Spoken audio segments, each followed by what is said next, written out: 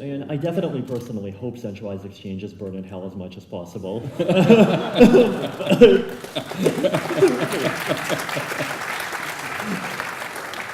The thing with developers is, right, that we're fairly fungible people. You know, like we can kind of, you know, like one developer goes down, someone else can keep on developing. If someone puts a gun to my head and tells me to write a hard fork patch, I will definitely write a hard fork patch. I will write the GitHub issue. I will write up the code. I will publish it. I will do everything they say. If I do this and I publish a hard fork patch to delete a bunch of accounts, how many people here would be willing to download and install the update and switch to that chain? I see relatively few raised hands. This is called decentralization.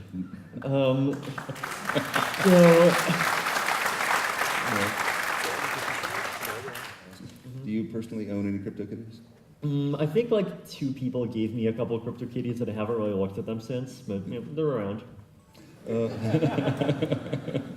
tokenizing real-world assets, whether they're securities or gold or bonds or like fiat or like, I don't know, like pixels of some Banksy photo or whatever, I think is like all interesting. It doesn't seem psychologically that easy for people to make the leap from paying $40 million for a Mona Lisa painting to paying $40 million for a digital private key thingamajig that claims that it has some arbitrary attachment to a Mona Lisa painting. And that's like, okay, fine, I understand that. I don't really understand the art world in general anyway, when you can just like take a painting and then like make a copy that looks almost identical. I don't know, yeah. Even if centralized exchanges end up having a lot of volume, like the better decentralized exchanges are at the as a baseline, kind of the more happy I am, because that way we can really like take away this stupid king-making power that these centralized exchanges have, where they have this ability to just decide which tokens become big by just deciding to list them and then charging these crazy $10 to $15 million listing fees. And like the more we can get away from that world and into something which actually, you know, like satisfies the blockchain values of openness and transparency, the better. I definitely am less optimistic about private and consortium blockchains than I was 2 or 3 years ago.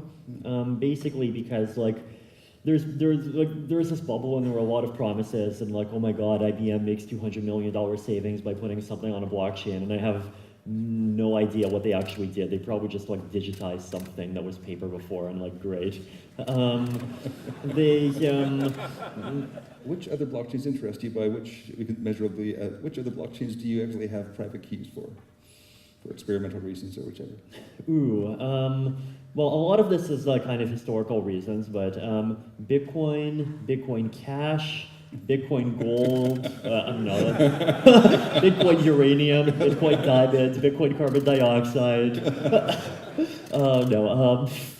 Let's see. I got some Doge. I think I got some Zcash, and all sorts of Ethereum-based tokens. Right. Yeah.